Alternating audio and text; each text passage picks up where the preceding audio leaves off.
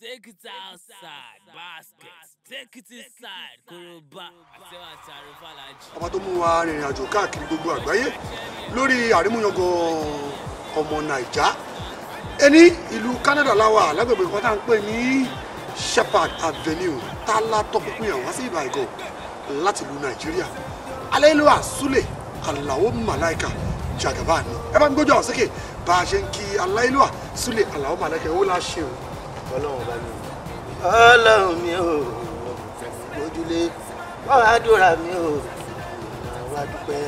ìlú Toronto láàyò Toronto Ontario ìgbẹ́ ṣáláwá wa nìkan màlá oníṣùlẹ̀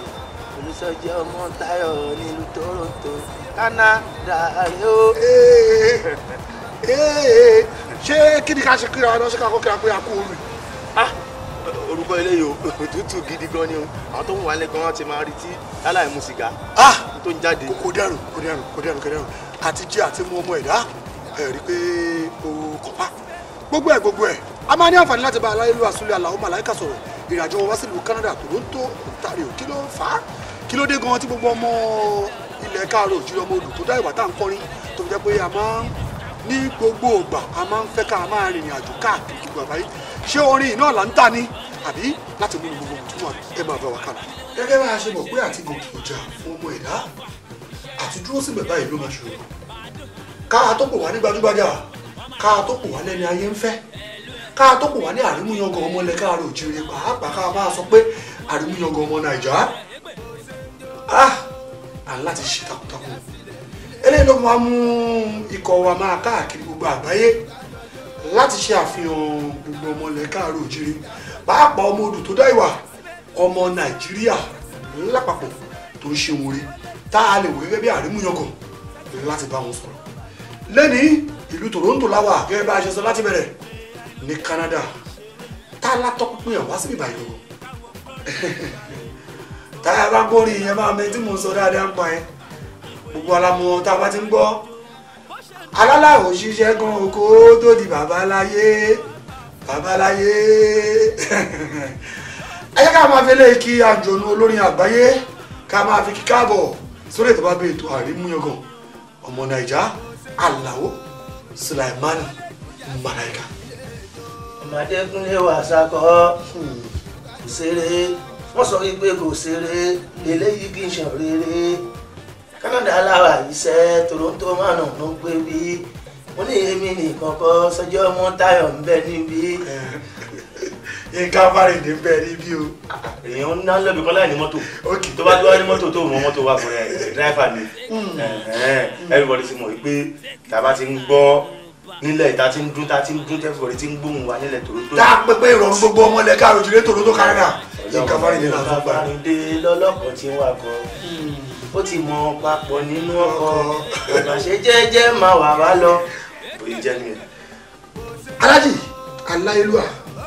akínkàbọ̀ sórí ètò àbí ètò yìí kì í ṣe èdè kì í ṣàná wàsákọ́ ọjọ́ ti pẹ́ ìbéèrè kan ṣoṣo la kọ́kọ́ fẹ́ bẹ̀rẹ̀ o a rí pé ẹ̀yin gbajúgbajú olórin ẹ̀yàn kìíní kan láàyò ká máa wá sókè òkun ká máa lọ káàkiri ṣé à ń lọ láti gbé àṣà àti ìṣe ilẹ̀ káàárọ̀ òjìrì lárugẹ ní tàbí àtijọ́ àti nǹkan. láti máa gbé àṣà èdè gbogbo nǹkan lórí ilẹ̀ káàárọ̀ òjìrì wa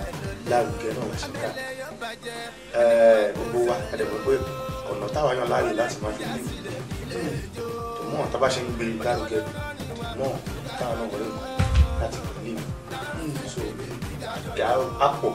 tájọ́ ń ṣiṣẹ́ ìbọ̀ àwọn díẹ̀ lórí ní opportunity ẹgbẹ́ kí gbogbo oníire yẹn náà jọ kárí gbogbo wa so èmi kẹ́kọ̀ọ́ nínú àwọn tó ní opportunity àti máa lọ give out our ability and give it to people who enjoy and in fans throughout the world àmọ́ ọ̀pọ̀lọpọ̀ wọn ní opportunity àti wá sí Nàìjíríà wá wò wá so ó máa ń dùn yàtọ̀ sí pé ká fi cd sínú ilé ká máa wò àbí ká máa gbọ́ inú máa ń dùn pé kókó rí live táwọn náà máa fi feel pé yes àwọn jẹ́ ìrìn because tí o bá ti sí entertainment sí anything so kò ní yẹ kúrú àti máa gbé àṣà wa lárugẹ àti máa múnú àwọn oúnjẹ wa lójú àfi ń tẹ̀kọ̀ létí káàkiri pẹ̀lú ìyọ̀ǹda Ọlọ́run agbára tó gbé fún àwọn tó ń ní agbára lọ́wọ́ láti ṣe kó yá lọ́bẹ̀ lọ́gbà tó ṣàyẹ̀wò fún ẹ̀. tá a bá kà mí ní méjì mẹ́ta mẹ́rin márùn mẹ́fà ọjọ́ màá ti pẹ́ Aláìlúwà àkọ́kọ́ rìnrìn àjò pa á ṣáà lè nínú ọdún tá a rìnrìn àjò àti ìlú tá a kọ́kọ́ lọ. tẹ bá máa rántí mo lọ sí Amẹ́ríkà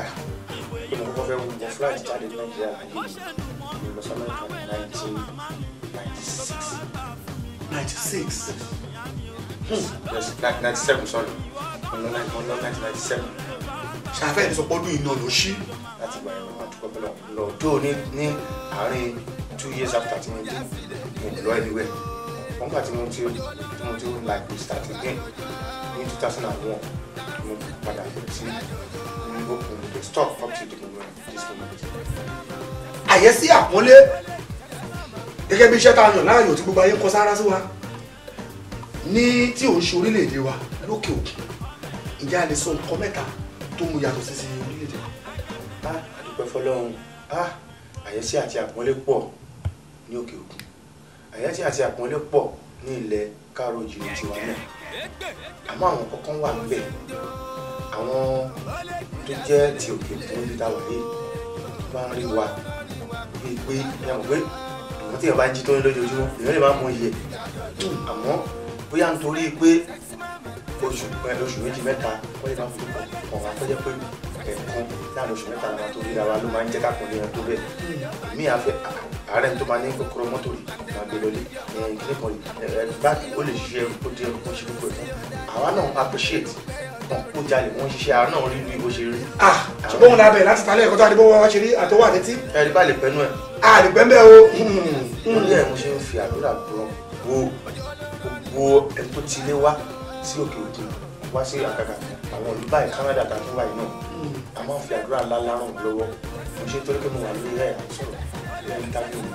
mo máa ń èmi personally máa ń ṣe àdúrà fún wọn pípé gbogbo nǹkan tó máa ń jẹ wọn ṣe ní ìlú kí wọ́n máa fi ọwọ́ ẹni ọwọ́ dà because for easy wọ́n tó máa ń jí kùtùkùtù wọ́n ṣiṣẹ́ oríṣiríṣi wọ́n wá tún wá nínú owó yẹn wọ́n á tún wá fún wa yàtọ̀ sí pé a fẹ́ kíyàn eléyìí ṣe ń kíyàn ni yàtọ̀ sí fún pọ́n wálé wọ́n fẹ́ gbọ́ láì kó ṣẹ̀ṣẹ̀ máa hápùn àmọ́ ká yín èèyàn tó yọ wọ́n lápò ètò fún wa kàdé fàdúrà rẹ̀ tó bá ń pọ̀ sí tó bá ṣe máa jẹ́ bẹ́ẹ̀. Ọlọ́run ọba lọ́jọ́ ni ajútùú wọn kò sí fún wọn ní ṣíṣe ṣètò rẹ̀ ṣètò rẹ̀ wọn ọkọ̀ ọba àti ààrẹ ọba nìkan wọn lẹ́sẹ̀ wọn ọ̀dẹ̀ nínú ìjà ìjọba wọn ní fi òkú wọn ránṣẹ́ sílé. ǹjẹ́ a ní orin kan tá a tiẹ̀ ti kọ láti gbóríyìn fún ọmọ ilẹ̀ káàró òjìrì ọmọ Nàìjà tó wà lókè òkúta iṣẹ́ rẹ̀ tẹ́ ẹ ṣe báyìí kó rí báyìí fún kó rí báyìí fún káàkiri kó sẹ́yìn. mo ti kọ́kọ́ nínú ọ̀sẹ̀. bóyá rẹ̀ rántí. ọmọ Nàìjíríà tó rajo ká kórè wá sílé odídẹrẹ lọ ṣàjò tájò bọ̀ ká lówó gbogbo wa ká lówó ká má mú òṣì o ká kórè wá sílé pàtàkì ìbẹ̀jù bẹ́ẹ̀ lọ́dún náà ni pé kọ́lọ̀ jẹ́ kan kórè oko kò bá dé. a ti jẹ́ oríṣiríṣi orúkọ Aláìlúwà KS1 The Pride oríṣiríṣi orúkọ là ń jẹ́ ṣùgbọ́n lórí ọwọ́ yìí superstar la máa ń pọ́ mọ́ superstar kí ló bí superstar kí ló ń tá a rò débẹ̀ ṣé ohun àwọn èèyàn ní tàbí ohun àwọn jẹ́ fúnra wa.